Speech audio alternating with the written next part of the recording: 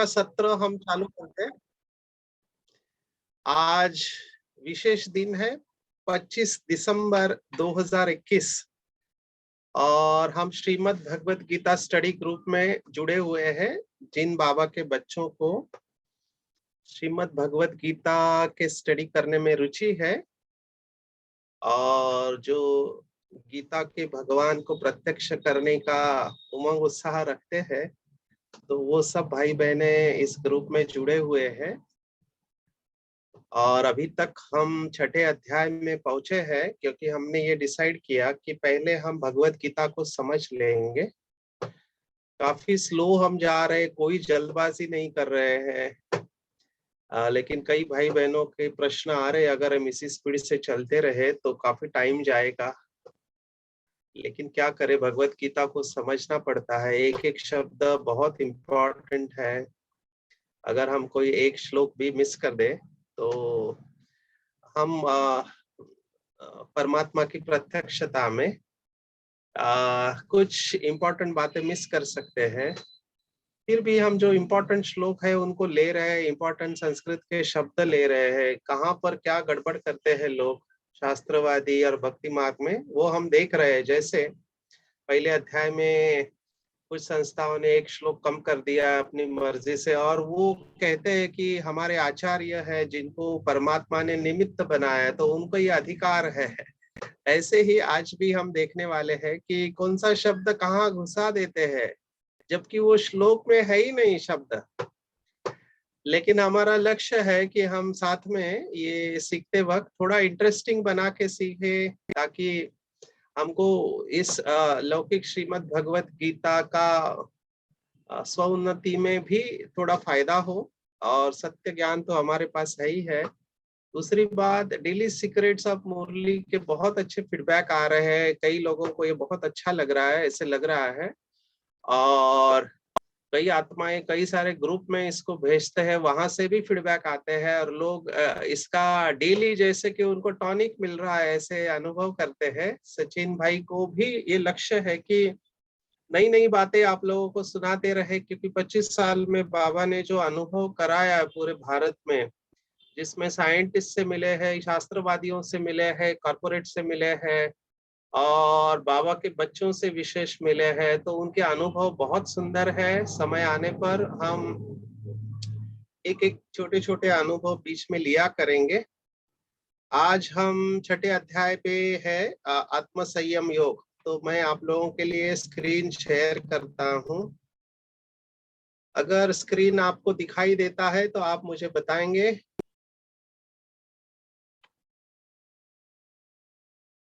Is it visible?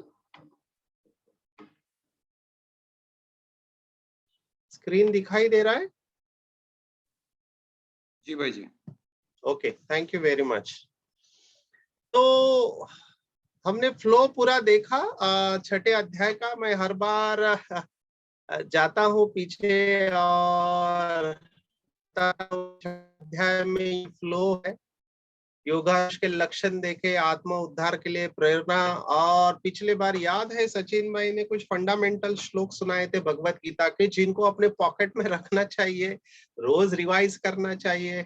कई सारे जो श्रीमद् भगवत गीता के प्रेमी हैं, वो कुछ श्लोकों को डेली रिवाइज करते हैं, क्योंकि वो एक टॉनिक की तरह काम करते हैं।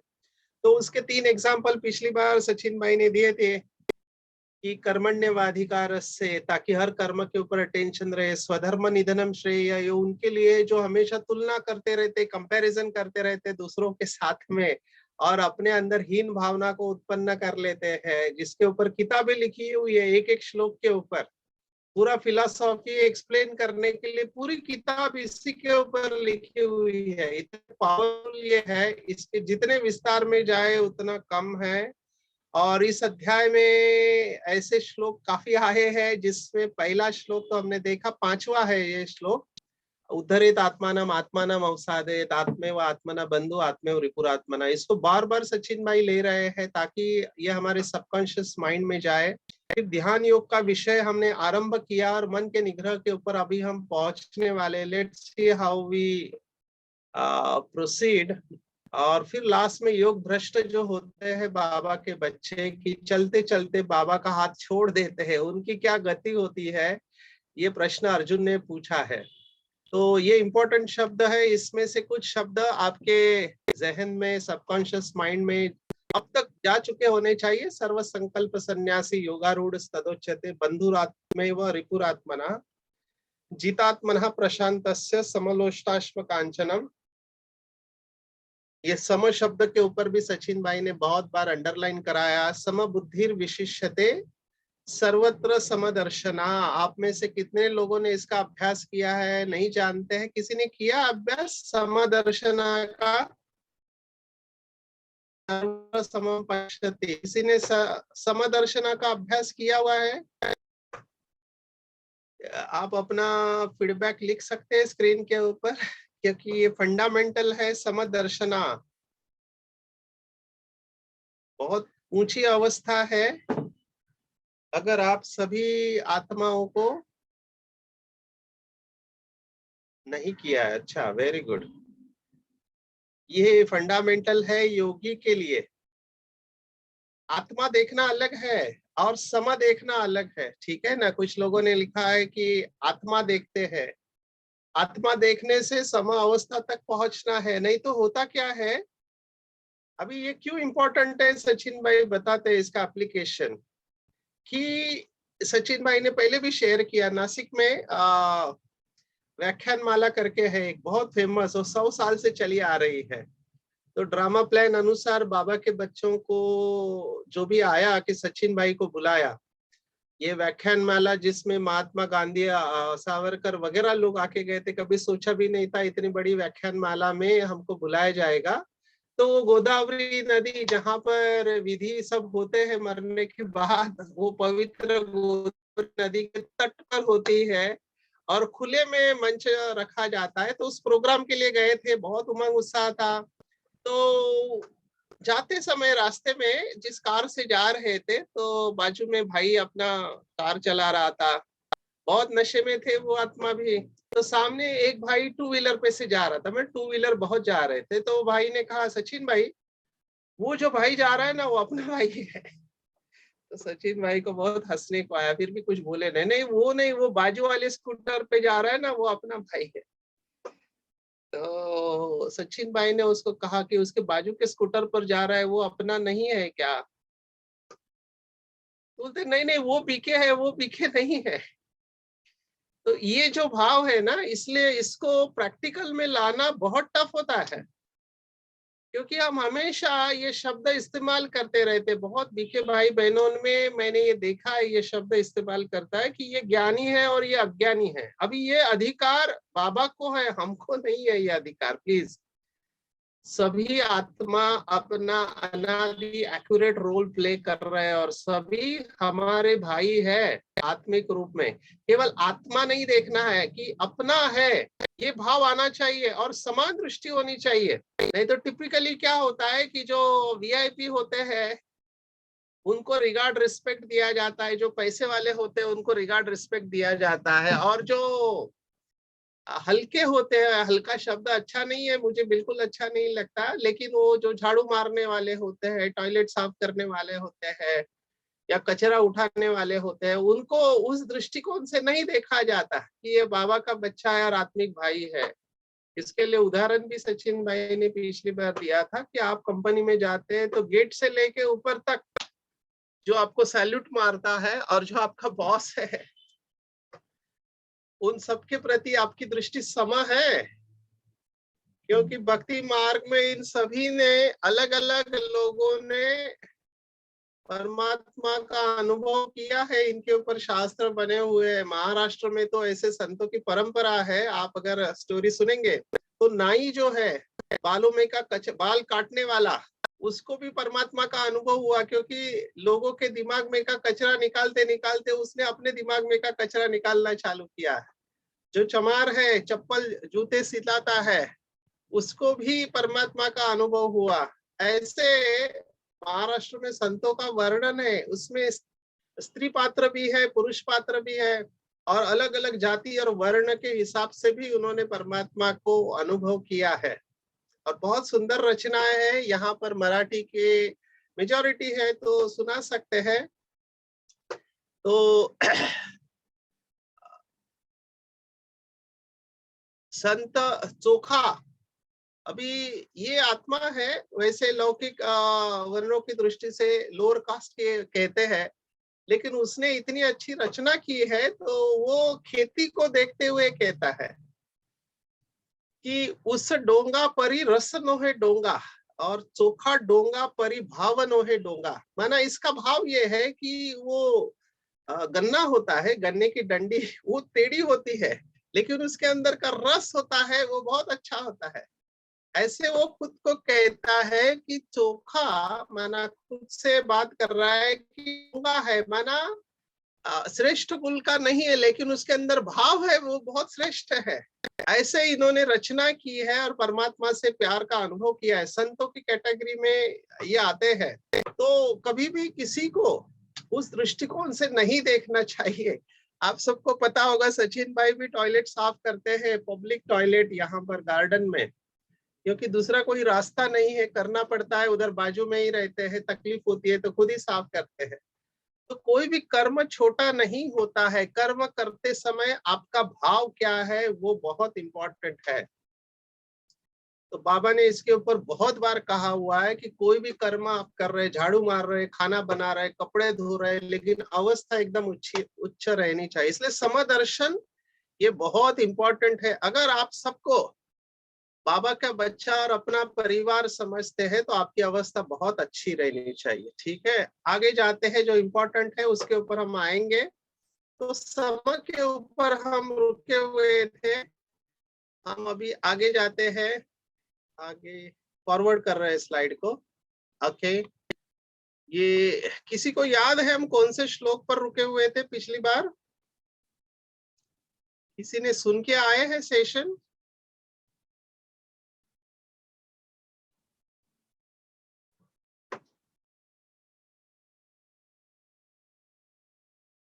हाँ, किसी को याद है कौन से श्लोक पर रुके हुए थे?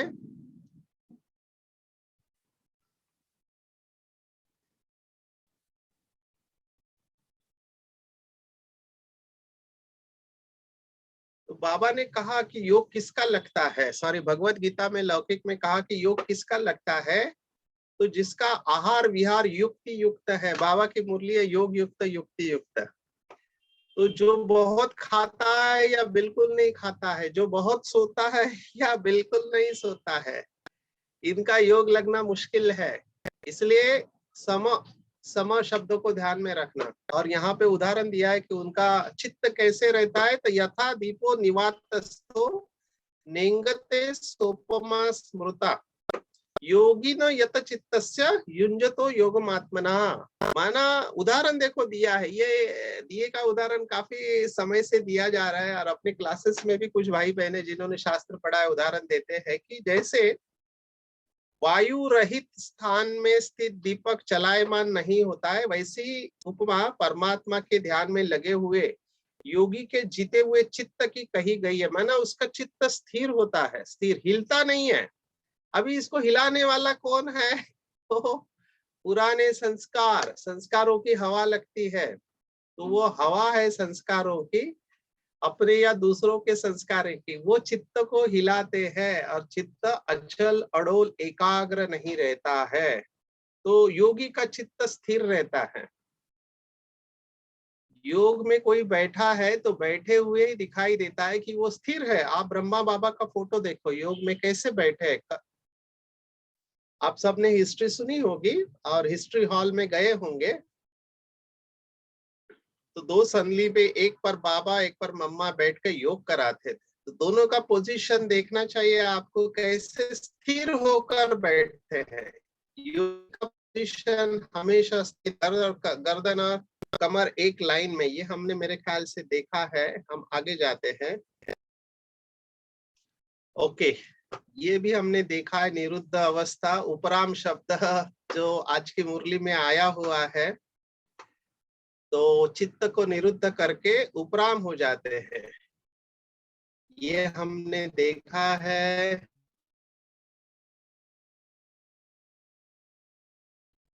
Okay okay. तम विद्या दुख संयोग वियोगम योग संगीतम। योग की व्याख्या यहाँ पर दी हुई है, मेरे ख्याल से ये भी हमने देखा। योग की व्याख्या इस 23वें श्लोक में ऊपर से पहले श्लोक में दी हुई है कि दुख रूप संसार के संयोग से रहित उसका उसको योग कहते हैं। और वह योग न उकताए हुए अर्थात धैर्य और उत्साह युक्त चित्त से निश्चय पूर्वक करना ही कर्तव्य है। कई लोग पूछते हैं भगवत गीता का सेंट्रल मैसेज क्या है। अगर एक वाक्य में पूछे तो भगवत गीता हर आत्मा को अपना कर्तव्य करना सिखाती है। ये इमोशनल इंटेलिजेंस में सचिन भाई सुनाते हैं कि भावना और कर्तव्य ये इसका द्वंद्व चलता रहता है हमेशा। टू बी और not to be, that is the question. क्या करना चाहिए? अर्जुन की अवस्था है द्वंद्वात्मक, भावना और कर्तव्य के बीच में दोलायमान अवस्था है। क्या करना चाहिए? ये करना चाहिए या वो करना चाहिए? तो यहाँ पर भी उसका जवाब दिया, सनिश्चयेन योक्तव्य। योग योग अनिर्विन्न चेतसो, माना निश्चय पूर्वक उत्साह युक्त धैर्य से अपना कर्तव्य करना है। तो अर्जुन का कर्तव्य है युद्ध करना। अभी कई लोगों ने इसको हिंसा का युद्ध समझ लिया है, तो कई लोग जो टीका करते हैं कहते हैं कि देखो गीता का भगवान हिंसा करना सिखाते हैं, जबकि बाबा ने स्पष्ट कहा है कि अहिंसा परमो धर्म, दो प्रकार की हिंसा, काम विकार और स्थूल रूप में भी हिंसा को मना है। देवताएं हिंसक नहीं होते हैं। तो कहां से कहां तक लेके गए हो, तो हमारा कर्तव्य हमको करना चाहिए। और दूसरे अध्याय में हमने एक श्लोक देखा है, एक शब्द, इसलिए बार बार सचिन भाई कह रहे हैं कि दूसरे अध्याय को रिवाइज करते रहो। दूसरे अध्याय के बहुत सारे श्लोक आपको पूरा गीता का सार देने वाले हैं, ठीक है ना। तो वो शब्द दूसरे अध्याय में आया था, नियतम कुरु कर्मत्वम। नियति के द्वारा प्राप्त जो कर्म आपका है उसको अच्छी तरह से निभाना है, जिसको आज के मोटिवेशनल स्पीकर कहते हैं कि जो ड्यूटी आपको मिली हुई है उसको इस तरह से करना है कि जैसे आपको उसमें गोल्ड मेडल लेना है। उदाहरण बाबा ने दिया है भोली दादी का। भोली दादी को भाषण करना नहीं आता था, कभी स्टेज पर नहीं गई, लेकिन उसको नियतम कुरु कर्मत्वम क्या मिला? खाना बनाना आता था। तो खाना बनाने का कर्तव्य इतनी श्रेष्ठता से बाबा की याद में एकाग्रता से करती थी कि भगवान को नोटिस करना पड़ा कि ये भोली भंडारी है, और उसका नाम अमर हो गया ब्राह्मण परिवार में, हिस्ट्री में अमर हो गया। महारथियों का नाम बाबा नहीं लेते, लेकिन भोली दादी का नाम लेते, और इतना अमर हो गया कि बाबा के जितने भी सेंटर है 5000 सेंटर में, तो सचिन भाई जब भी जाते थे तो वहां की निमित्त आत्माएं किचन में सेवा देने वालों का परिचय कराते। और परिचय कैसे कर रहा है देखो, कि ये बहन यहाँ की भोली दादी है। माना किचन का पूरा चेंज कर दिया भोली दादी ने। इसको कहते हैं नियतम कुरु कर्मत्वम। आपका कर्तव्य इतना अच्छी तरह से करना कि आप लैंडमार्क बन जाओ अपने फील्ड में, लोग आपके साथ उसकी तुलना करें। अभी कोई भी किचन में सेवा करने वाला सबसे अच्छा सेवादारी होगा तो उसका कहेगा कि ये भोली दादी। तो that is what Bhagavad Gita talks about. भावना और कर्तव्य में आपको कर्तव्य को चुनना है, क्योंकि भावना से कर्तव्य हमेशा श्रेष्ठ होता है, ऐसे भगवत गीता कहते हैं। बाबा ने कहा है कई भाई बहनें समर्पित होते समय द्विधा मनस्थिति में होते हैं कि करे या नहीं करे, समर्पित हो या नहीं हो।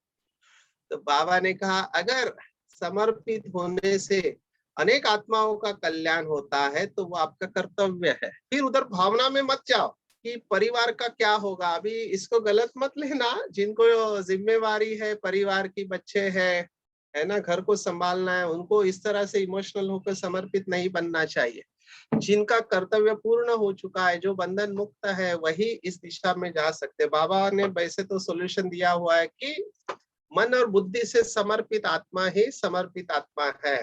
तो दोनों बातें हैं, अच्छी तरह से इसको समझना है। संकल्प से उत्पन्न होने वाली सर्व कामनाओं को निश्चित रूप से त्याग कर मन द्वारा इंद्रियों के समुदाय का सभी ओर से भली भांति रोक कर क्रम क्रम से अभ्यास करता हुआ उपरति को प्राप्त धैर्य युक्त बुद्धि द्वारा मन को परमात्मा में स्थित करना है और उसके अलावा कुछ भी चिंतन न करे। कई लोग सचिन भाई को पूछते हैं कि हमारी एकाग्रता अच्छी हुई है, इसका प्रूफ क्या है? तो लौकिक में क्या करते हैं, देखो एकाग्रता को बढ़ाने के लिए अभ्यास देते हैं। सचिन भाई ने हिप्नोटिज्म सीखा, तो लौकिक वाला हिप्नोटिज्म जब सीखा तो वो क्या करते थे कि अलग अलग अभ्यास देते थे एकाग्रता को बढ़ाने के लिए। तो उसमें से कुछ अभ्यास शायद आपने सुने होंगे जिसको त्राटक कहते। त्राटक माना एक टक से देखते रहना। किसको देखते रहना? तो अलग अलग अभ्यास है उसमें। जैसे आप अभी सचिन भाई के बैकग्राउंड में शिव बाबा के सर्कल देख रहे हैं, एग्जैक्टली ऐसे सर्कल निकालते और बीच में एक डॉट निकालते थे। तो रोज का हमारा अभ्यास होता था कि केवल वो डॉट के देखते रहना। तो शुरुआत में क्या होता है, वो सर्कल डिस्ट्रैक्ट करते हैं, बाहर के सर्कल, लेकिन वो सर्कल धीरे धीरे घूमने लगते हैं और एक ऐसी अवस्था आती है कि सर्कल गायब हो जाते हैं, चमकते हैं और गायब हो जाते हैं और केवल वो बिंदु दिखाई देता है और कुछ भी दिखाई नहीं देता है। तो समझने का आपके अंदर वो एकाग्रता आ गई। ऐसे ही ज्योति त्राटक कहते हैं। ज्योति को रखते हैं, कैंडल को रखते हैं, पर ऐसे स्थान पर जहां हवा नहीं हो, वो ज्योति हिलनी नहीं चाहिए, ऐसे स्थान पर रखकर फिर एक डिस्टेंस मेंटेन करके उस ज्योति को देखते रहते कंटिन्यूअसली। ये स्थूल हो गया। अभी इसके बाद दूसरा नेक्स्ट स्टेप में क्या कहते हैं कि कोई भी ऑब्जेक्ट को हमको माइंड में होल्ड करने को बोलते हैं। माइंड में होल्ड करो। फॉर एग्जाम्पल कि गुलाब का फूल है, तो हमको बताया जाता है कि गुलाब के फूल के बारे में सोचो और कोई विचार नहीं आना चाहिए, केवल गुलाब के फूल के बारे में सोचो। और कितना देर तक आप केवल गुलाब का फूल सोच सकते हैं, वो आप चेक करो। तो हम गुलाब का चित्र लाते थे आंखों के सामने, गुलाब की पंखुड़ियां लाते थे, लाल कलर का गुलाब है ना, या गुलाब के अलग अलग कलर है, बड़ा है, छोटा है, फिर वो पंखुड़ियों को देखते थे, फिर गुलाब की खुशबू। तो गुलाब का जो डंडी है उसमें कितने कांटे हैं और गुलाब का फूल का जो पेड़ होता है, पौधा होता है, वो कितना बड़ा होता है, फिर गुलाब के ऊपर आते हैं। तो वो गुलाब का थॉट कितने देर तक आप माइंड में होल्ड करके रख रहे हैं, वो हो गया एक ही सब्जेक्ट के ऊपर आप होल्ड करके रखना। और इसको बढ़ाते रहते थे इस समय को। एग्जैक्टली यही बात इस 25वें श्लोक में बताई हुई कि परमात्मा के अलावा कुछ भी चिंतन नहीं चलना चाहिए। तो परमात्मा का चिंतन किस तरह से? तो नाम रूप देश काल करते हुए, जैसे आज आया है ना स्वधर्म स्वदेश, स्वकर्म या सुकर्म और स्वभाव, ये बातें आई है। तो परमात्मा के अलावा कुछ भी चिंतन नहीं करता, ये योगी का लक्ष्य है। मेरे ख्याल से सचिन भाई ने अपने फेसबुक पोस्ट पे एक वीडियो अपलोड किया है, वो केदारनाथ का है।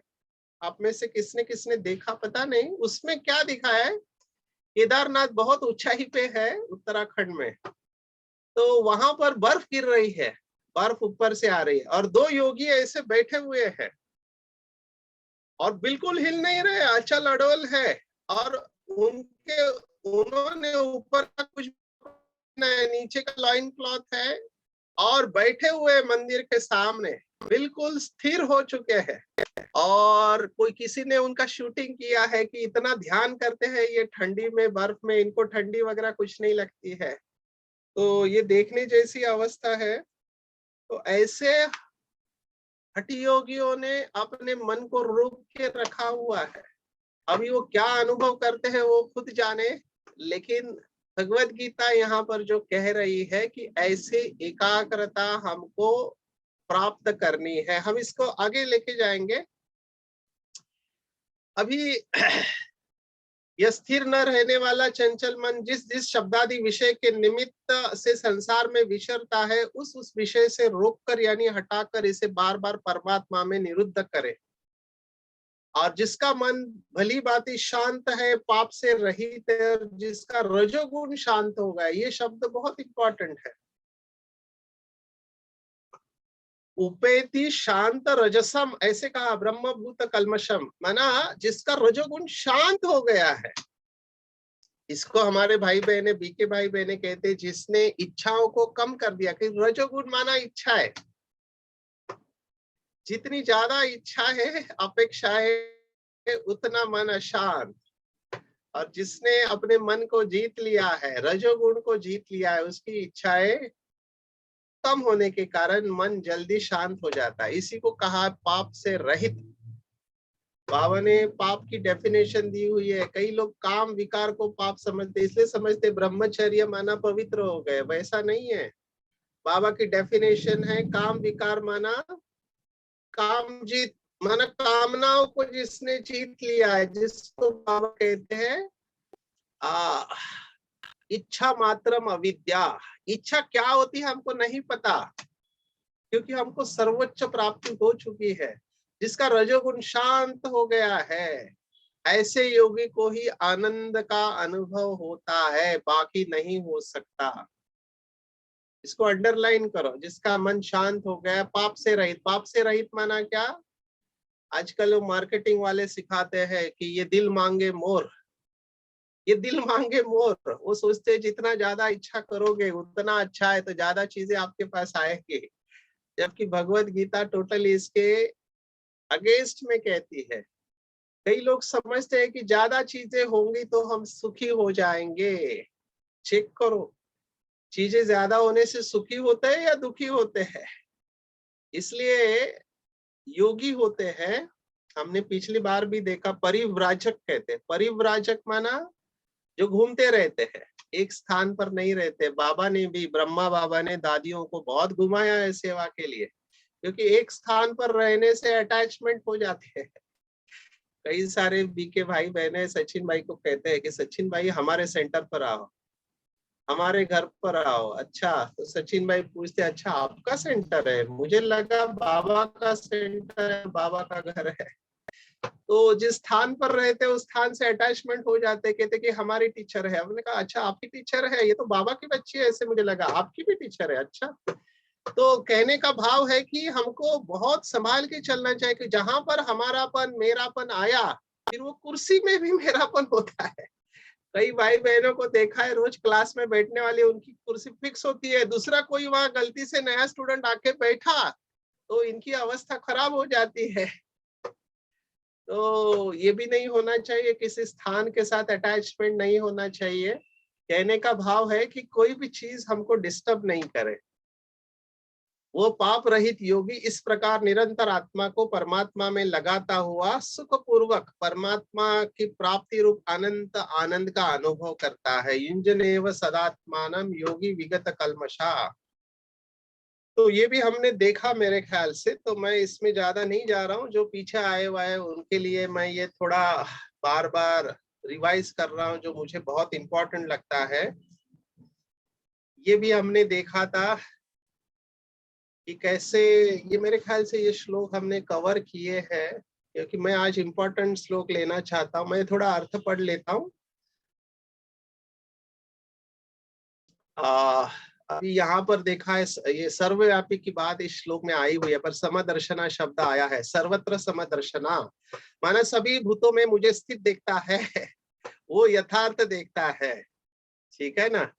यो मा पश्यन्ति सर्वत्र सर्वम च मयि पश्यति तस्याहं न प्रणश्यामि सच में न प्रणश्यति। अभी यहाँ पर कहीं पर भी इस 30वें श्लोक में वासुदेव शब्द आया नहीं है, लेकिन देखो अर्थ लिखने वालों ने उसको वासुदेव डाला है।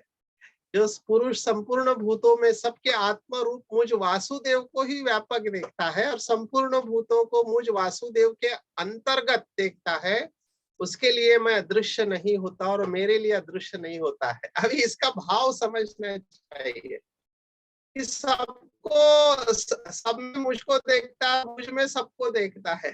तो इसका भाव क्या है, आपको अनुभव सुनाते हैं। एक रिलीजियस विंग की कॉन्फ्रेंस में बहुत सारे साधु आते हैं। आज बाबा ने साधु शब्द का अर्थ बताया, जो साधना करने वाले साधु। तो कई साधु बहुत पक्के होते हैं, अपने साथ गंगा जल के बगैर और कोई पानी नहीं पीते, तो उनका फ्लाइट से गंगा जल लेके आना पड़ता है। उनकी डेली पूजा होती है, तो उनको वो हार्मनी हॉल है ज्ञान सरोवर में, उनका अलग कमरा, पूजा की सामग्री अलग, वगैरह वगैरह, बहुत सेवा करनी पड़ती है। तो एक ने कहा, जब ये परमात्मा का परिचय हुआ, तो उसने कहा आप क्या कहते हैं, परमात्मा तो दिल में रहता है। दिल में मैं अनुभव करता हूँ, इतना कॉन्फिडेंटली कह रहा था। तो ये भाव कहाँ से आया, परमात्मा दिल में रहता है? कोई इसका जवाब दे सकता है? आप में से? वो साधु इतना कॉन्फिडेंटली कैसे देता है? अच्छा, आपने जवाब दिया 13 और 15वां, तो हम काफी आगे चले आए थे। अच्छा, फिर भी ठीक है। आ, दिल में परमात्मा कैसे रहता है? कोई जवाब दे सकता है? वो बार बार कहता है कि परमात्मा मेरे दिल में है। भावना होगा? नहीं। और कोई जवाब?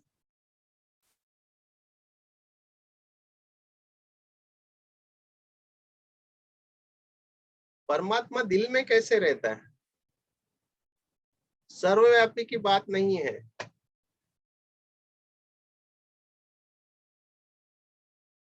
यादों में, यथार्थ याद। अच्छा,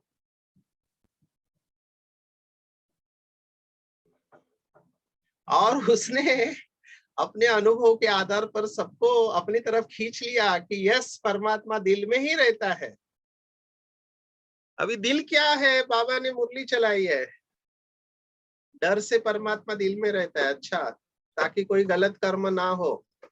देखो, यहाँ पर ही डिफरेंस ऑफ ओपिनियन है बाबा के बच्चों में। क्यों शास्त्र अलग अलग नहीं होने चाहिए? प्रेम के द्वारा बाप समान बच्चे बन जाते हैं। अच्छा है, आप लोग जवाब दे रहे हैं। दिल तख्त नशीन बाबा के दिल में मैं और मेरे दिल में बाबा। अच्छा, वो साधु के दिल में कैसे घुस गया, वो पूछ रहा हूं मैं। वो एक दिन में आके दिल तख्त नशीन कैसे बना? उसने तो अभी परमात्मा का परिचय प्राप्त किया है। वो कहता है राम को मैंने देखा है मेरे दिल में। अच्छा, योगी को परमात्मा याद करता है। देखो कितने जवाब आ रहे हैं। माना आप सबका चिंतन इतना चल रहा है, अभी मैं कंफ्यूज होने को आया हूँ, इसमें से सच क्या है? ठीक है, अभी इसको समझना है अच्छी तरह से। बाबा ने इसका जवाब दिया हुआ है। अगर भक्ति के द्वारा परमात्मा को दिल में अनुभव करता है, ठीक है, थोड़ा नजदीक आ रहे हैं।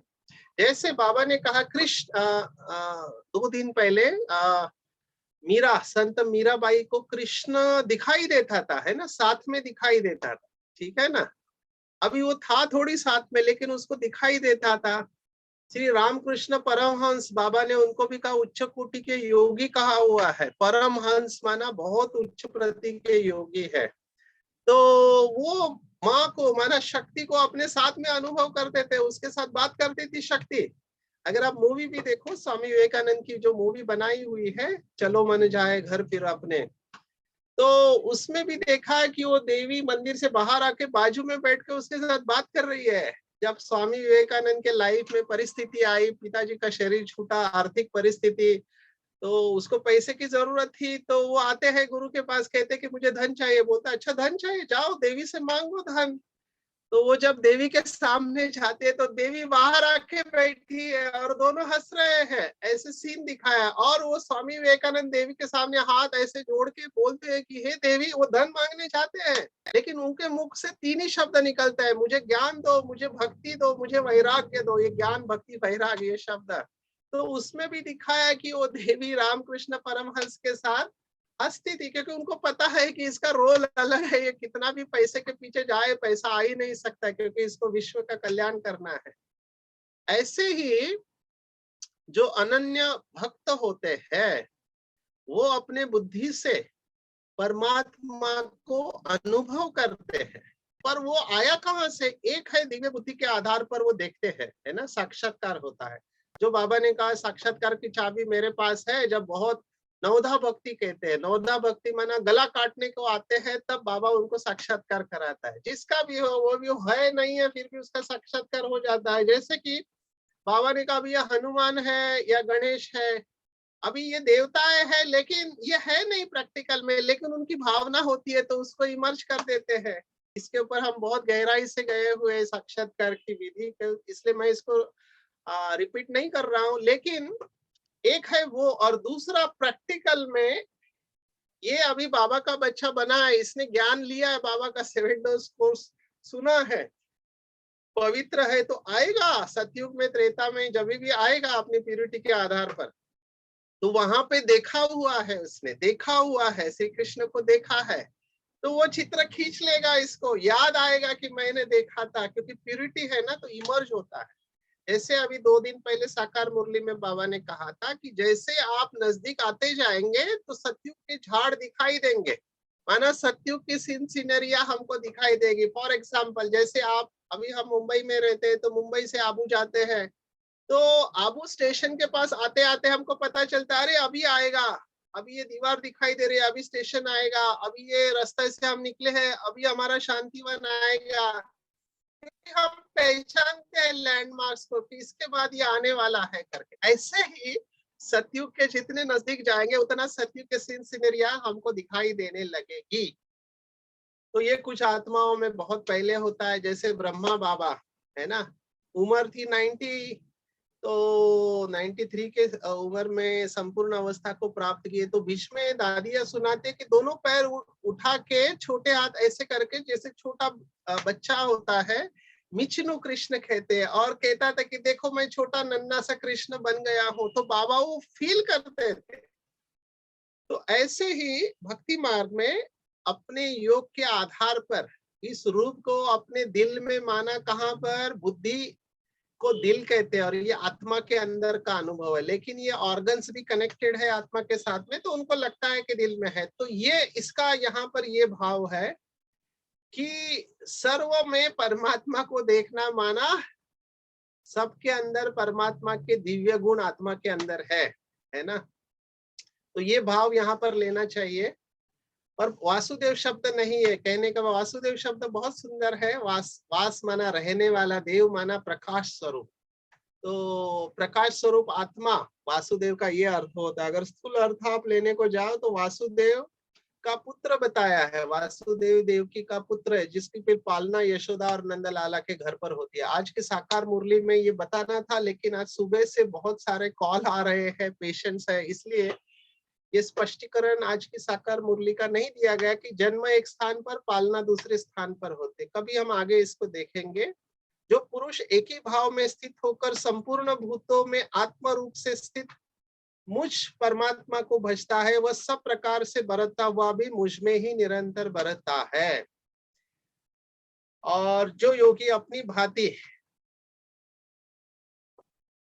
संपूर्ण भूतों में सम देखता है और सुख और दुख को भी सब में सम देखता है, वह योगी परम श्रेष्ठ माना गया है। देखो ये शब्द फिर से आया है, सर्वत्र समम पश्यति। पश्यना माना देखना, आत्मोपेना सुख व यदि व दुख स योगी परमो मता। माना जो सम रहता है सुख और दुख में। फिर से देखो यही बात बार बार भगवत गीता कह रही है कि सम देखना, सर्वत्र सम देखना, वह योगी परम श्रेष्ठ माना है। ओके, ये है आज का पूरा टेक होम। इसके ऊपर हम काफी टाइम दे सकते हैं, और मैं इसमें 15 मिनट देना चाहूंगा। 6 बजे तक हम इसको लेंगे, क्योंकि ये फंडामेंटल है। सॉरी, जो भी श्लोक भगवत गीता के हम देख रहे हैं उसमें फंडामेंटल श्लोक फिर से आया हुआ है। इसके ऊपर कई सारे लोग किताब लिखते हैं, शास्त्रों में भी इसको फंडामेंटल माना गया है। कि अर्जुन कहता है कि हे मधुसूदन, जो यह योग अपने स्वभाव से कहा है, मन के चंचल होने से मैं इसकी नित्य स्थिति को नहीं देखता हूँ, माना मेरा निरंतर याद नहीं रहती है। एग्जैक्टली वही अवस्था है जो मेजॉरिटी बाबा के बच्चे कहते हैं कि एक रस अवस्था नहीं रहती है, नित्य स्थिति नहीं रहती है। क्यों नहीं रहती है? तो अर्जुन कहता है चंचलम ही मना कृष्णा प्रमाद ही बलवत दृढ़म तस्याहम निग्रह मन्ये वायुरिव दुष्पुरम। माना क्यों नहीं मैं मन को कंट्रोल कर रहा हूं? क्योंकि ये बहुत चंचल है, प्रमथन स्वभाव वाला है, दृढ़ और बलवान है। इसको कहो नहीं करना है, वही करता है। इसलिए उसको वश करना माना वायु को वश करने के समान है। वायु को वश नहीं कर सकते आप, क्योंकि वायु चंचल है। तो भगवान का जवाब है, भगवान उवाच, 2 सॉल्यूशन दिए हुए हैं, और ये 2 सॉल्यूशन के ऊपर हम गहराई में जाएंगे। आप भी इसके ऊपर चिंतन करना। पहले भी सचिन भाई ने 2 शब्दों के बारे में बताया हुआ है, असंशयम महाबाहो मनो दुर्निग्रह चलम। माना भगवान वाच है, भगवान भी कहते हैं निसंदेह मन चंचल और कठिनता से वश में होने वाला है, परंतु हे कुंती पुत्र अर्जुन, हे कौन्तेय, अभ्यासेन तु कौन्तेय वैराग्येन च गृह्यते। अभ्यास और वैराग्य ये दो दवाइयां दी है मन को कंट्रोल करने के लिए। चेक करो हम अभ्यास कितना करते हैं और हमारा वैराग कितना है, ये दो बातें हम चेक करेंगे। अभ्यास माना बैठे रहना, इसको अभ्यास नहीं कहते। अभ्यास शब्द की भी गहराई है और वैराग्य की भी गहराई है। घर बार छोड़ना वैराग्य नहीं है, बाबा ने कहा है ना, क्योंकि कई सन्यासी घर बार छोड़ के जंगल में जाते हैं और फिर वापस आ जाते हैं कि यहाँ जंगल में भी जाकर उनको पुरानी दुनिया याद आती रहती है, तो वो वैराग्य तो नहीं हुआ ना। बाबा ने हम सब बच्चों को बेहद का वैराग्य बताया। बेहद का वैराग्य माना ये सबसे श्रेष्ठ वैराग्य है, क्योंकि पूरी दुनिया ही जंगल है, ठीक है ना। जंगल में जाने की जरूरत ही नहीं है, क्योंकि जंगल बचे ही नहीं है। वहां पर भी बिल्डर्स लोगों ने बिल्डिंग खड़ी कर दी है।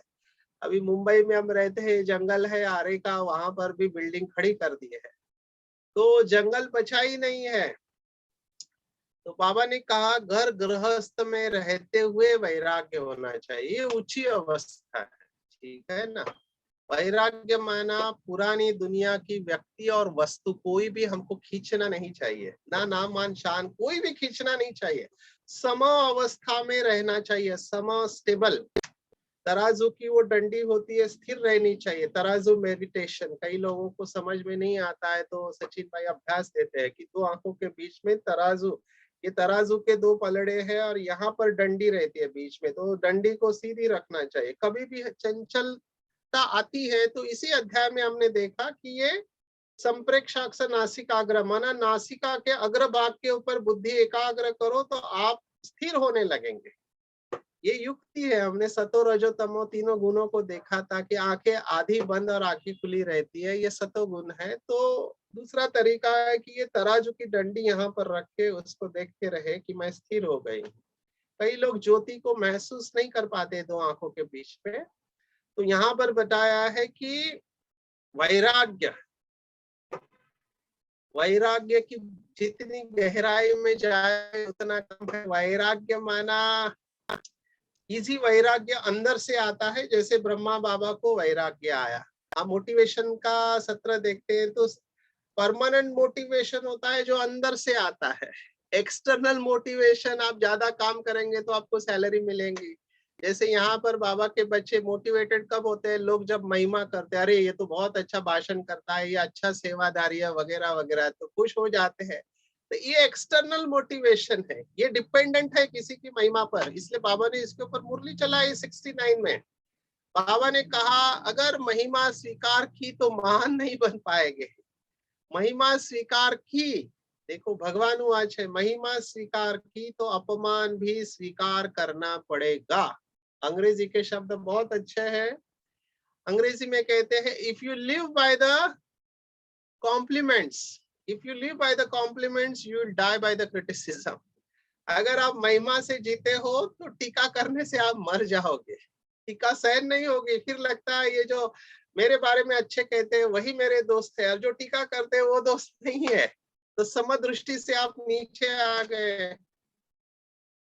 इसलिए कहा गया, बाबा ने कहा है बहुत बार, और भगवत गीता दूसरे अध्याय में श्लोक आया है, सुख दुख के समय कृत्वा लाभा लाभो जया। तो ये इसलिए कठिन कहा गया है क्योंकि वैराग्य की अवस्था रहती नहीं। अभी किन की अवस्था रह सकती है, जिनको अंदर से आया है वैराग्य, जिसको बाबा ने कहा है कि एक होता है शमशान का वैराग्य, शमशान में जाते हैं ना डेड बॉडी, उस समय अल्पकाल का वैराग्य, क्या लेके गया, और आते समय बोलते क्या क्या छोड़ के गया है, तो वो अल्पकाल का वैराग्य होता है। सदा काल का वैराग्य चाहिए। और ये डेफिनेटली देख रहे हैं सचिन भाई, बहुत सारे भाई बहनों को मुश्किल लगता है, क्योंकि जो आज के मुरली में बाबा ने इसका जवाब दिया कि माया का सुख भी कम नहीं है। माया का सुख, माया आखिरी दाव जो डालती है इसी तरह से डालती है कि अभी तो हम पुराने हो गए, हमको ज्ञान समझ में आ गया है, हम बाबा को याद करते, बाबा के अलावा हमारा है ही कौन, सब कुछ बाबा को दे के रखा हुआ है, हम तो पहुंच गए वगैरह वगैरह। ये सब माया का ट्रैप है, इससे बहुत संभलना है। लास्ट मोमेंट तक बाबा ने कहा माया अपना दाव पेच डालती रहेगी, किसी को नहीं छोड़ती है माया। अलग अलग रूप से आपने मुंह बदला तो उसका मुंह पहले से रेडी है, क्योंकि उसको पता है इस आत्मा की ये कमजोरी है। तो कमजोरी के रूप में माया आपका टेस्ट लेते रहेगी। इसलिए बाबा कई बार मुरली में कहता है कि मैं माया बच्ची को कहता हूँ, इसको पकड़ो, कान से पकड़ो, नाक से पकड़ो। तो माया का सुख भी कम नहीं है। ऐसे लगता है कि हम अच्छे चल रहे हैं, लेकिन होता वो माया का सुख है। इसलिए बहुत अच्छी परखने की शक्ति चाहिए। तो वैराग्य शब्द को बहुत अच्छी तरह से समझना चाहिए। एक व्यक्ति है जिसने सब कुछ छोड़ दिया, वो भी वैराग्य नहीं है, और जिसके पास सब कुछ सुख सुविधा के साधन है, हो सकता है वो वैरागी हो। तो इसलिए वैराग्य को बहुत अच्छी तरह से समझना है। सचिन भाई ने आज के डेली सीक्रेट्स में शायद ये बताया हुआ है कि मुझे डिटैच होने में कितना टाइम लगता है, उससे मेरी वैराग्य की स्टेज का पता चलता है। बाबा ने वैराग्य के ऊपर मुरलियां चलाई है। कौन सी मुरलियां चलाई है? बाबा ने बहुत बार कहा हुआ है कि ये मत पूछो कि विनाश कब होगा। बाबा ने कहा ये बताओ कि आपको बेहद का वैराग्य कितना है, क्योंकि बेहद का वैराग्य ही परम धाम का गेट खोलने की चाबी है। सोचो, तो परम धाम का गेट क्यों नहीं खुल रहा है? क्योंकि बाबा के बच्चों के अंदर बेहद का वैराग्य नहीं है। थोड़े थोड़े राग में आ जाते, राग माना आकर्षण में आ जाते हैं। अलग अलग आकर्षण होते हैं। वो तो हर एक आत्मा जाने कि मेरी बुद्धि कहाँ पर जाती है, खाने पीने में, पहनने में जाती है क्या, या फिर नाम मान शान में जाती है क्या, मेरा नाम हो सब जगह पे, है ना, सब मुझे बुलाए वगैरह वगैरह। ये सूक्ष्म में महिमा आप स्वीकार करते हैं क्या? तो योगियों को अलग अलग लेवल पर माया पकड़ती है। तो ये वैराग्य नहीं हुआ। बेहद की वैराग्य का एक ही टेस्ट है, एसिड टेस्ट कहते हैं, कि आपको डिटैच होने में और फुल स्टॉप लगाने में कितना समय लगता है। लगना चाहिए 1 सेकेंड। तो समझने का, अगर मेरे को योग में डिटैच होने में टाइम लगता है, इसका मतलब मैं अटैच हूँ। डिटैच क्यों नहीं हो पा रहा हूँ? क्योंकि अटैच हूँ। जैसे किसी पंछी को उसका पैर धागे में भी बांध के रखा है, तो भी वो पंछी उड़ नहीं पाएगा। बचपन में ये छोटे बच्चे होते हैं ना, वो क्या बोलते हैं, छोटा चतुर बोलते हैं। वो चतुर होता है, इतना छोटा सा, वो फड़फड़ाता है, उसको पकड़ते थे और उसको धागे से बांधते थे, उसको छोड़ते थे। वो उड़ नहीं पाता था, कोशिश बहुत करता था, क्योंकि धागे ने उसको बांध के रखा हुआ। ये अवस्था बाबा ने कहा हुआ है कि बड़ी बड़ी जंजीरों को तोड़ दिया लोहे की, अभी सोने की जंजीर रह गई है। कहते हैं मेरी कोई इच्छा नहीं है, लेकिन मिल गया तो अच्छा है। ये है छोटे धागे। छोटा धागा भी उड़ने नहीं देगा, मैंपन और मेरापन। तो वैराग्य की स्टेज को लाना इसलिए कठिन कहा गया है। इसलिए हट योगी जो होते हैं, लौकिक भी जो योगी होते हैं, सन्यासी होते हैं, वो कम से कम चीजों का इस्तेमाल करते हैं। अभी ये आज के भी मैनेजमेंट में बताया गया है कि जितनी ज्यादा चीजें आपके पास होगी, उतनी आपकी बुद्धि उसमें व्यस्त होगी। जितनी कम चीजों के ऊपर अपनी दिनचर्या आप चलाएंगे, उतना आप ज्यादा सुखी होंगे। आप ये देख के चलो, सोचो इसके ऊपर। जितनी कम चीजें होंगी, उतनी बुद्धि उसमें जाएगी नहीं। जितनी ज्यादा चीजें होगी, उतनी बुद्धि उसमें जाएगी। तो देखना चाहिए कि मुझे जीने के लिए कितनी चीजों की आवश्यकता है। बाबा ने कितने बार मुरली में कहा कि पेट केवल 2 रोटी मांगता है। चेक करो दिन भर में हम क्या करते हैं खाने के लिए। पूरी दुनिया इस समय कहती है कि किसके लिए जीना है, ये पेट के लिए ही जीना है, ठीक है ना। और उससे मूड बनता है। तो मूड बनाने के लिए क्या, और ये देखा गया कि जैसे उम्र बढ़ने लगती है, खाने की चीजों में बहुत सारा बुद्धि जाती है। खाने के बारे में ही सोचते रहते, लेकिन पता चलता है कि बाकी इंद्रियां तो ढीली पड़ चुकी है, शिथिल हो गई है। अभी वो सुख नहीं रहा, कान सुनाई नहीं देता, दांत नहीं है अच्छी तरह से, वो आर्टिफिशियल टीथ लगा के खाते हैं, है ना। दृष्टि भी कम हो गई, तो आंखों का सुख, कानों का सुख, बाकी सब इंद्रिया, उनकी पावर कम होती जाती है, लेकिन खाने का और बढ़ता जाता है है ना। हमारी बहनें 7 डेज कोर्स में बताती है कि आप भये बूढ़े तृष्णा भई जवान। ये कबीर का दोहा है कि शरीर तो बूढ़ा हो गया लेकिन तृष्णाएं अभी भी जवान है, अभी भी वो इच्छाएं हैं, तो उसको वैरागी नहीं कहेंगे।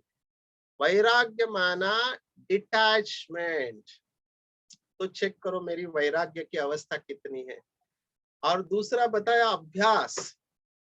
अभ्यास माना क्या है? अभ्यास माना कई लोग समझते हैं कि भक्ति मार्ग में जैसे मंत्र की तरह करते हैं ना, राम राम राम राम राम, या फिर वो इस्कॉन वाले बोलते हैं हरे रामा हरे कृष्णा कृष्णा कृष्णा हरे हरे और रामा रामा हरे। ये मंत्र की तरह रिपीट करते रहते हैं, ये अभ्यास नहीं है। अभ्यास माना बाबा ने कहा एकांत में बाबा की याद में खो जाना, एक के अंत में खो जाना। और अलग अलग प्रकार के आपको अभ्यास दिए हुए हैं। चलो एक अभ्यास है तो समझते बोर हो जाते हैं लोग, वैरायटी चाहिए। तो कितने स्वमान मिले हुए, 5 रूपों का अभ्यास मिला हुआ है। डेली मुरली हमको अभ्यास के लिए कितने काम में आती है। और कंसिस्टेंटली ये अभ्यास करना चाहिए। और जब बहुत काल का अभ्यास होगा, जो 3 शब्द बाबा ने मुरली में दिए ना, अचानक, एवर रेडी और बहुत काल का अभ्यास। जब दादी चंद्रमणि का शरीर छूटा तब बाबा ने ये 3 शब्द दिए कि अभी से अचानक का पाठ चालू है। अचानक एवर रेडी माना जो भी होगा अचानक होगा, हमको एवर रेडी रहना चाहिए। और बहुत काल का अभ्यास, ये बहुत काल का अभ्यास अंडरलाइन है क्योंकि वो संस्कार क्रिएट करेगा। बहुत काल का अभ्यास। सचिन भाई के पास एडिक्ट वाले लोग आते हैं तो उनको डी एडिक्शन सेंटर में रखते हैं। तो 1 महीना 2 महीना 3 महीना रखते हैं, बेचारे बाहर से ताला लगाया हुआ रहता है इसलिए कुछ मिलता नहीं है, तो अंदर पड़े रहते हैं। जैसे ही बाहर आ गए फिर से चालू कर देते हैं। तो ऐसे बंद करके भी आप नहीं रह सकते, संस्कार तो परिवर्तन नहीं हुए ना, तो दबा के कितना समय तक चलेंगे। इसलिए यहाँ पर दमन नहीं कर सकता। दमन नहीं, ऊर्ध्व गमन काम करेगा। ऊर्जा को ऊपर उठाना है, नीचे की तरफ नहीं जाने। नीचे माना 5 तत्वों की दुनिया। नीचे आप ऊपर नहीं जा रहे, इसका मतलब नीचे के तत्व आपको खींच रहे हैं। तो पुरानी दुनिया खींच रही है इसलिए ऊपर जा नहीं पा रहे हैं। तो ऊर्ध्व गमन मानना ऊर्जा को ऊपर लेके जाना। इसी को आज बाबा ने शब्द उपराम, शब्द उपराम माना ऊपर जा रही है बुद्धि। बाबा ने कहा है कि परम धाम में बुद्धि लटकी हुई हो। तो अलग अलग प्रकार के अभ्यास करना है। और अभी तो हमारे लिए वरदानी मास आया है तो सभी लोग चार्ट बना रहे जनवरी मास का। हर एक अपने अपने संस्कारों को टारगेट कर रहे हैं कि मेरे अंदर ये कमजोरी है, किसी के अंदर आलस है, अलबेलापन है, किसी के अंदर ईर्ष्या है, किसी के अंदर और कुछ है बातें। तो वो लक्ष्य में रह के उस अनुसार धारणा करेंगे तो ये लक्ष्य हमारा प्राप्त हो जाएगा। तो अभ्यास और वैराग्य से मन को कंट्रोल किया जा सकता है, ऐसे भगवत गीता का 6वां अध्याय कहता है। जिन्होंने अपने मन को वश में किया हुआ नहीं है, ऐसे लोगों के द्वारा योग दुष्प्राप्य है, नहीं हो सकता। और जिन्होंने वश में किया हुआ है, ऐसे पुरुष द्वारा योग संभव है, सहज है। तो चेक करो, बाबा के सामने जब हम बैठते हैं, 1 मिनट का गीत बजता है तो हमको कितना समय लगता है डिटैच होने में। तो इसको जितना ज्यादा अभ्यास चलते फिरते, उठते बैठते, खाते पीते, बात करते हुए करेंगे।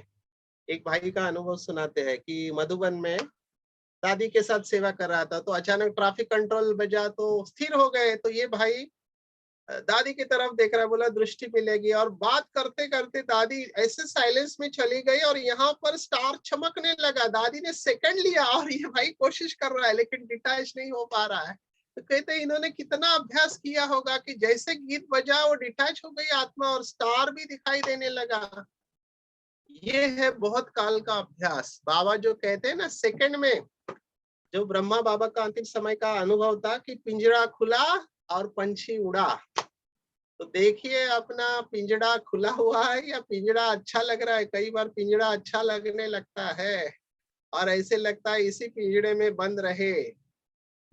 तो पिंजरा होता है, लोहे का हो या सोने का पिंजरा हो, छोड़ना तो पड़ेगा। तो क्यों ना हम बुद्धि से पहले से ही तैयार रहे और इस पिंजरे को खोले और मन को वश करें। तो पूरा चेकिंग करना है 1 हफ्ते तक, क्योंकि जिसने मन को जीत लिया उसने संसार को जीत लिया, ऐसे कहते हैं।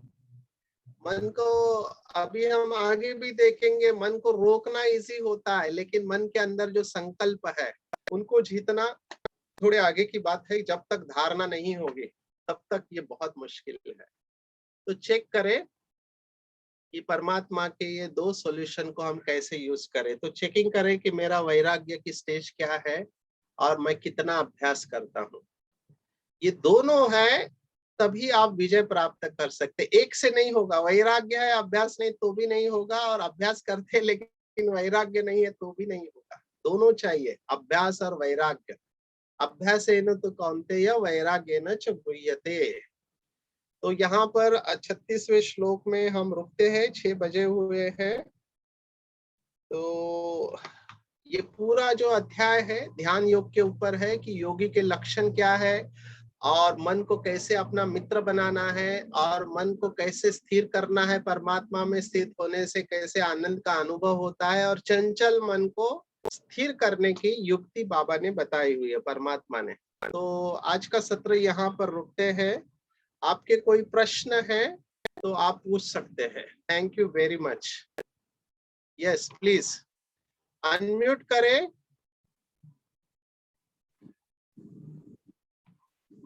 ओम शांति भाई जी। ओम शांति। आ, कौन बोल रहा है? एक अंजलि बहन बोल रही हूँ। हाँ बोलो। एक तो पहले पिछले सत्र में आपने एक प्रश्न पूछा था कि हाँ बीकेस के पास कौन सी पावर होती है जो नॉन बीकेस में नहीं होती, उसका आंसर चाहिए। और दूसरी बात ये है कि अभी बाबा के बच्चों के पास कोई आत्माएं आती है, अपना बहुत कुछ बताती है, बहुत कुछ सुनाती है, तो हमें डिटैच होकर वो सुनना है, कुछ उनको राय भी देना है, मगर उनका प्रभाव, उनकी बातों का, उनके इश्यूज का प्रभाव हमारे ऊपर ना आए। ये हमने आपको देखे देखा है कि आप बहुत न्यारा और प्यारा रहते हैं, और उसमें से क्योंकि ये भी एक आत्म संयम की बात है कि किस तरह से उसमें से जल्दी से निकल कर अपने आप को बाकी के अभ्यास में लगाते हैं। तो उसके ऊपर थोड़ा सा ध्यान दीजिए। ओके, पहला प्रश्न है, ये प्रश्न पत्रकार ने पूछा था ब्रह्मा कुमारियों में, और बाबा ने बहुत बार मुरली में कहा है कि आगे चलकर बहुत लोग आपका टेस्ट लेने को आएंगे, है ना, कैमरा लेके आपकी बातें रिकॉर्ड करेंगे। तो बहुत अलर्ट रहना चाहिए, क्योंकि ये सत्य मार्ग है, यहाँ झूठ नहीं चल सकता। और लोग आपको ऑब्जर्व करते हैं कि ब्रह्मा कुमारी में जाते हैं तो करते क्या है। सचिन भाई बार बार कह रहे हैं, फिर से कह रहे हैं, हम आर्ग्यूमेंट करके ज्ञान की बातें सुना के किसी को प्रभावित नहीं कर सकते हैं। हमारा जो मैसेज है वो हमारा जीवन ही दुनिया के लिए मैसेज है। It is how we live and how we interact with people, यही हमारा मैसेज है। हमारा चेहरा ही हमारा मैसेज है। तो बाबा ने ये मुरली में कहा है कि आप कितना भी पुरुषार्थ करो, अच्छी बात है, जमा होता है, लेकिन अगर चैलेंज लेना है तो बाबा ने कहा किसी को दृष्टि दो और उसको उड़ाओ। ये है योग की सिद्धि, दृष्टि देके उड़ाना चाहिए। तो बेसिकली बाबा ये कहना चाह रहा है कि हमारे वाइब्रेशन ही सच बताते हैं। देखो, आप शब्द बहुत अच्छे इस्तेमाल कर सकते हैं, आपके कपड़ों का पहराव अच्छा है, जैसे अनफॉर्चुनेटली आजकल लोग कपड़ों से जज करते हैं लोगों को, ये कौन से कपड़े पहनते हैं, इनकी चॉइस क्या है, वगैरह वगैरह। तो बाहर का देखते हैं, लेकिन अंदर उस आत्मा के अंदर कितनी शक्ति है वो नहीं जज करते। तो आप भले बाहर से अच्छे हैं, लेकिन आपके वाइब्रेशन में अगर ताकत नहीं है तो it is of not that important. आपके वाइब्रेशन उनको फील होते हैं, और ये मैं अनुभव से कह रहा हूँ, क्योंकि ऐसे बहुत सारे योगी इस समय हैं जो आपके वाइब्रेशन को पकड़ते हैं। इवन आपकी बॉडी लैंग्वेज से वो पकड़ते हैं आपके अंदर क्या चल रहा है, आपको प्रैक्टिकल अनुभव सुनाते हैं। ये मधुबन का अनुभव है। जब ये साधु सन्यासी आए थे तो एक साधु, जब उनको पता चला यहाँ पे सब ब्रह्मचारी है, तो उसका विश्वास ही नहीं हुआ, कैसे हो सकता है।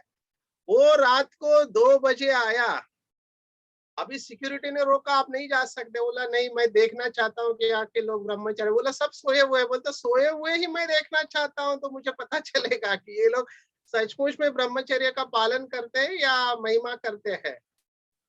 तो उसने दादी को बताया, तो दादी ने कहा जाने दो उसको, जो करना है देखने दो उसको, जो सच है वो सामने आ जाएगा। देखो दादी की भी पावर देखो कितनी है।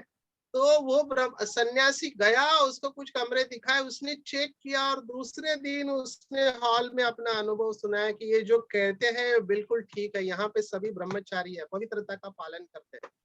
तो ये आपको क्यों बता रहा हूँ कि सोते वक्त आपका जो पोजीशन है उससे पता चलता है कि आप ब्रह्मचर्य का पालन करते हैं या नहीं करते हैं, या आपके अंदर प्यूरिटी कितनी है। इतनी नहीं बात है, कई सारे ऐसे सिद्ध पुरुष हैं, आपको देख के पता चलेगा कि आपके अंदर क्या है। अभी ऐसे लोग हैं जिसको थॉट रीडर कहते हैं।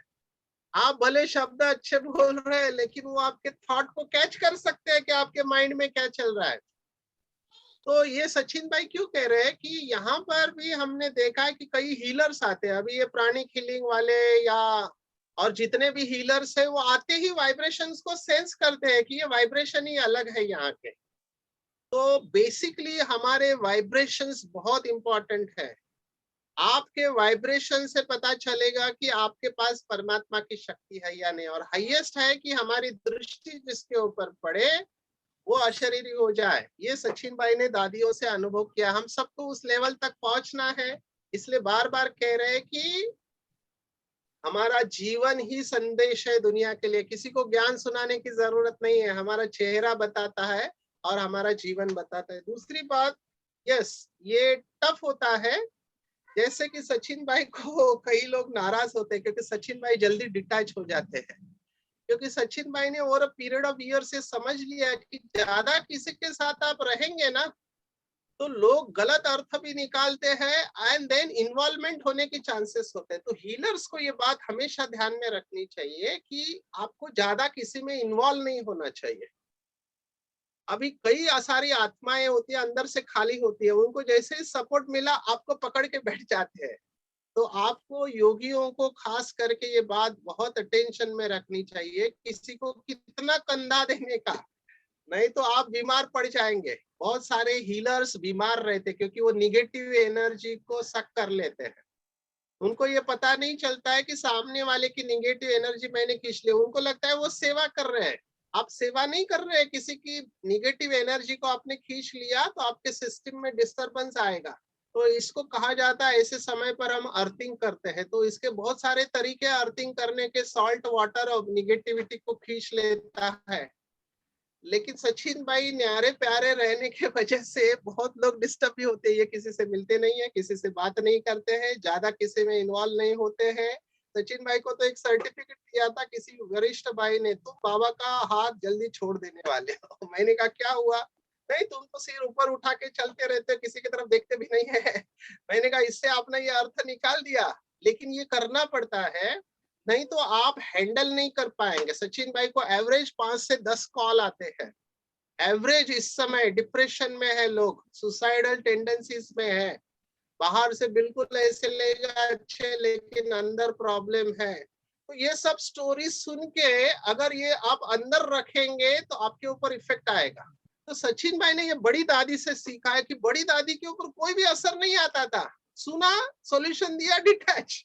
उसको अंदर नहीं रखना है, ना किसी को सुनाना है, कॉन्फिडेंशियल भी रखना पड़ता है। तो इसके लिए डिटैचमेंट का अभ्यास करना है और उसको अपने ऊपर डिपेंडेंट भी नहीं करना है, उसको बाबा के सामने छोड़ देना है। उसको हमेशा ये कहना है कि बाबा के साथ बात करो, खत बाबा को लिखो, बाबा को बताओ। नहीं तो क्या होता है कि वो बाबा बाजू में रह जाता है, आप ही उसके लिए बाबा बन जाते हो। तो ये काउंसलर्स को और हीलर्स को हमेशा ध्यान में रखना चाहिए कि सुनना है, सॉल्यूशन देना है और फिर उसको बाबा के देख के छोड़ देना चाहिए। फिर भी वो आत्माएं आपको वाइब्रेशंस देते रहेंगे, ये भी आपको बहुत अलर्ट रहना चाहिए। तो क्या करना चाहिए ऐसे समय पर? अगर कोई आत्मा बार बार फोन करती है, पीछे पड़ते हैं, तो उनको भी आप युक्ति से अवॉइड कर सकते हैं। युक्ति से आपको चलना है और वो बाबा आपको बताएगा उस समय क्या करना चाहिए। शुरुआत से ही अगर हम डिटैच रहे और देखे कि कोई मेरे ऊपर डिपेंडेंट नहीं रहे, तो आप इन बातों से रह सकते हैं, क्योंकि उस आत्मा के हिसाब किताब भी होते हैं। तो बहुत संभल के हमको फूक फूक कर कदम रखना है, खास करके ऐसे समय पर जब निगेटिव वाइब्रेशन चारों तरफ से आ रहे हैं। ओके, और किसी ने हाथ रेस किया था?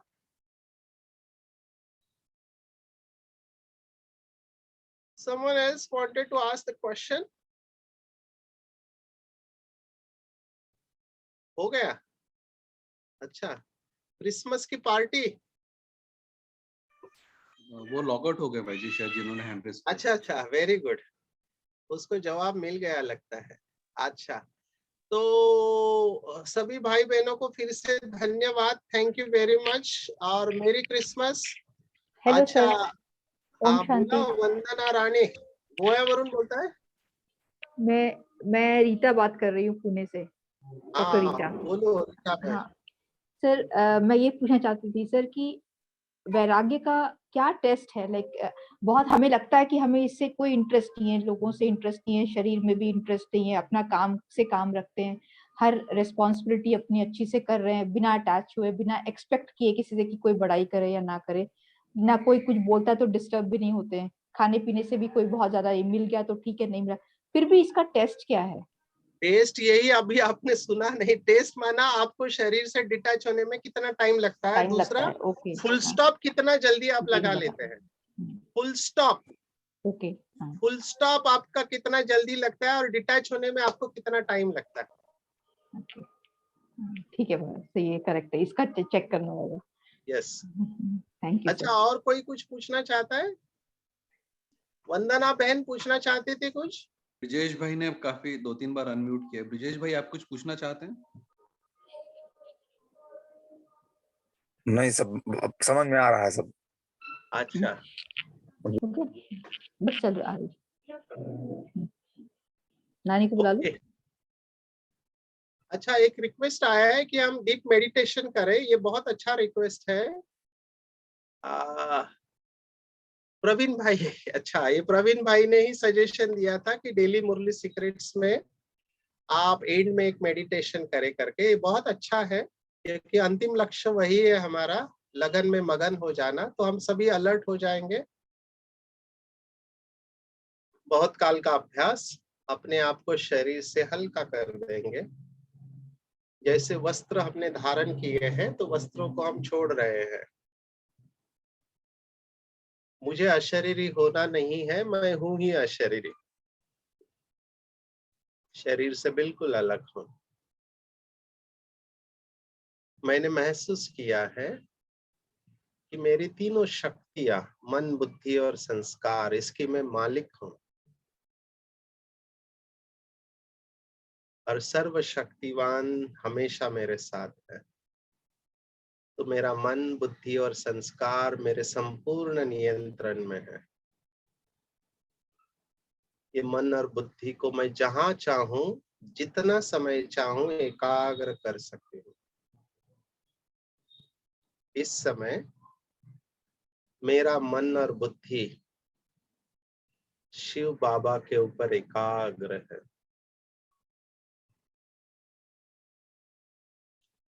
मन शिव बाबा को देख रहा है और बुद्धि ग्रहण कर रही है। मन देख रहा है, बुद्धि ग्रहण कर रही है।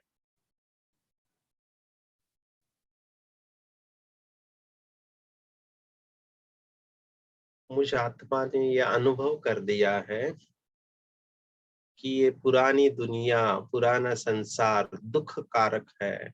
इसमें अल्पकाल का काग विष्ठा समान सुख है। सच्चा सुख शिव बाबा की याद में। तो अपने मन और बुद्धि को पूरी रूप से शिव बाबा में एकाग्र।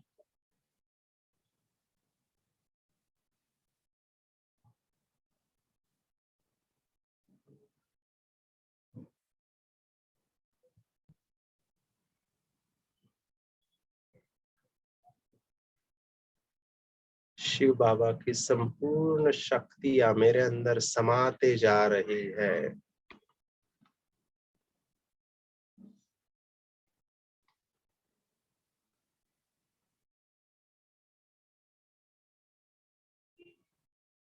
और मेरे द्वारा संपूर्ण विश्व में प्रवाहित हो रही है।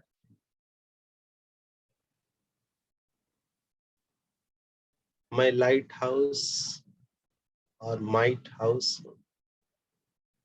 बाप समान, मास्टर सर्वशक्तिवान।